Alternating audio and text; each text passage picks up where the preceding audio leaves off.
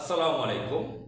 সুপ্রিয় দর্শক মণ্ডলী, অধ্যাপক নামের সাথে অধ্যাপক, প্রফেসর, এই ব্যাপার নিয়ে আমাদের সমাজে নানান ধরনের কথা রয়েছে। কিছুক্ষণ আগে একজন বিএনপির নেতা, তাকে দেখলাম একটা স্ট্যাটাস দিয়েছেন। আহ, তিনি অন্য একজনের স্ট্যাটাস তিনি শেয়ার দিয়েছেন। সেখানে লেখা, জামাত ইসলামের লোকজনের কাছে অধ্যাপক খুব সহজ। জামাত ইসলামের লোকরা যখন তখন নামের সাথে অধ্যাপক যুক্ত করেন, কোট আনকোট। অধ্যাপক হতে যে কি ক্রাইটেরিয়া, কি শৃঙ্খলা, ডিসিপ্লিন, সিঁড়ি মেনটেন করতে হয়, সেগুলো তারা মেনটেন করে না। তো তারা অধ্যাপক মিয়া গোলাম পরোয়ার, জামাত ইসলামের কেন্দ্রীয় সেক্রেটারি জেনারেল, তার নামের সাথে অধ্যাপক, সেটা নিয়ে তারা প্রশ্ন তুলেছেন। তারা নাকি দেখেছেন খুলনার নর্মাল একটা ডিগ্রি কলেজ, সেখানে নাকি তিনি 2 বছর পড়িয়েছেন। তার নামের সাথে কীভাবে অধ্যাপক হয়? তো অধ্যাপকের তো 4টি স্টেজ রয়েছে। ইংরেজিতে লেকচারার, তারপরে অ্যাসিস্ট্যান্ট প্রফেসর, তারপর অ্যাসোসিয়েট প্রফেসর, তারপর প্রফেসর। বাংলাতে প্রভাষক, সহকারী অধ্যাপক, সহযোগী অধ্যাপক, অধ্যাপক। তো আমরা জানি যে অধ্যাপক হতে গেলে এই ধরনের ক্রাইটেরিয়া, এই ধরনের সিঁড়ি ধাপগুলো পার করতে হয়। বহু বছর আগের কথা, আমার ছোট মামা এই প্রফেসর অধ্যাপক নিয়ে যখন কথা বলছিল, তখন আমার আব্বা এটা নিয়ে আপত্তি তুলেছিলেন যে তুমি একে কিভাবে প্রফেসর বা অধ্যাপক বলো? তিনি কোন জায়গার অধ্যাপক, প্রফেসর? কিভাবে এ সকল গ্রামের নর্মাল ডিগ্রি কলেজগুলোতে যখন তখন অধ্যাপক হয়ে যেতে পারে? অধ্যাপক হতে গেলে তো 4টি স্টেজ পার করতে হয়, ধাপ পার করতে হয়। আমার আব্বা আমার ছোট মামাকে বিশ্লেষণ করে বোঝালেন এই 4টা ধাপ। তো তিনি বোঝালেন কমপক্ষে 17 বছর সময় লাগে লেকচারার হওয়ার পরে। তো কলেজ ইউনিভার্সিটিতে অধ্যাপক সম্পর্কে আমরা জানি কম বেশি, হয়তো ডিটেলসে যেতে পারবো না যে অধ্যাপক প্রফেসর কত সাল থেকে তৈরি হয়েছে পৃথিবীতে।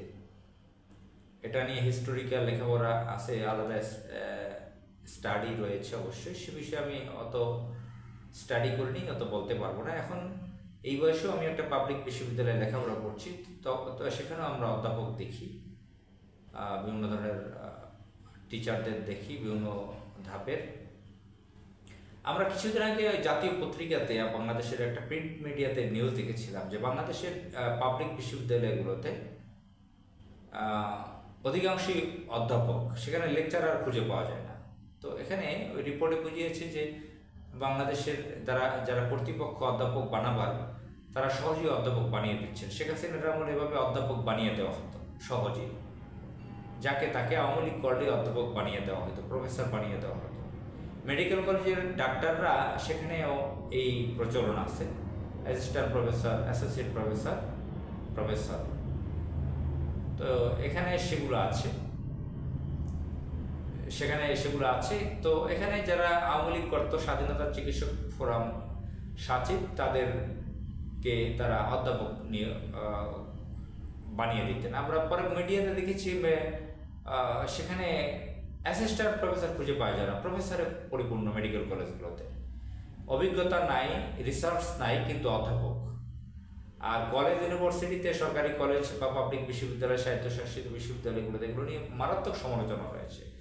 আমরা জানি যে ডক্টরেট ডিগ্রি, পিএইচডি ডিগ্রি কীভাবে ভুয়া থিসিস, গবেষণা চুরি করে, অপরেরটা নকল করে অর্জন করে।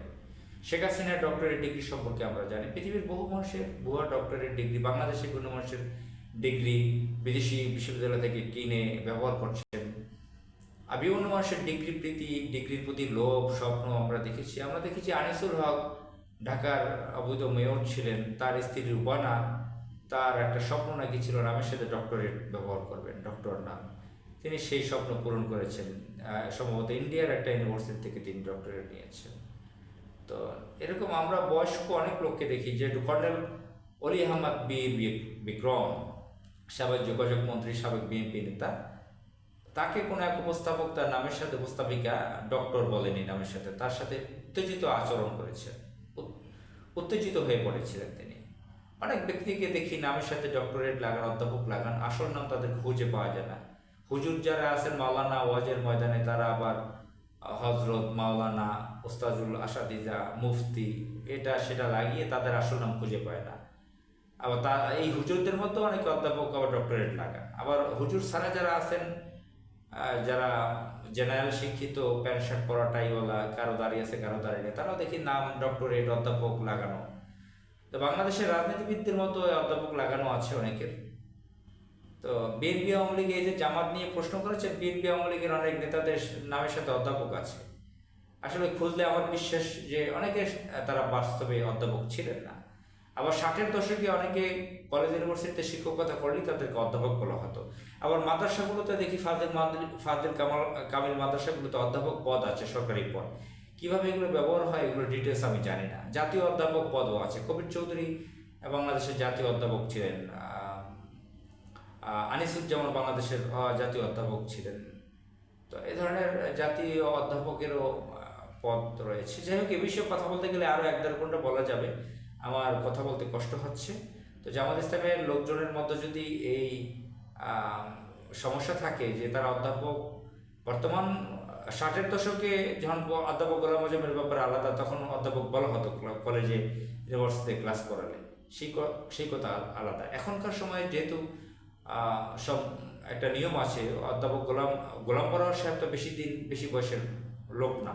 যদি সত্যিকারে তিনি অধ্যাপক না হয়ে থাকেন, বা জামাত ইসলামের অন্যান্য নেতারা যদি সত্যিকারের প্রফেসর অধ্যাপক না হয়ে থাকেন, নামের সাথে ব্যবহার না করা উচিত। এমনিতে ইসলাম বিরোধী শক্তি তারা পেছনে লেগে আছে, জামাত ইসলামিক শক্তির বিরুদ্ধে পেছনে লেগে আছে। কি তারা ভুল করছে? তো জামাত ইসলামের নেতাদের এ ব্যাপারে সতর্কতা অবলম্বন করা উচিত, সঠিক পথে থাকা উচিত। আসসালামু আলাইকুম।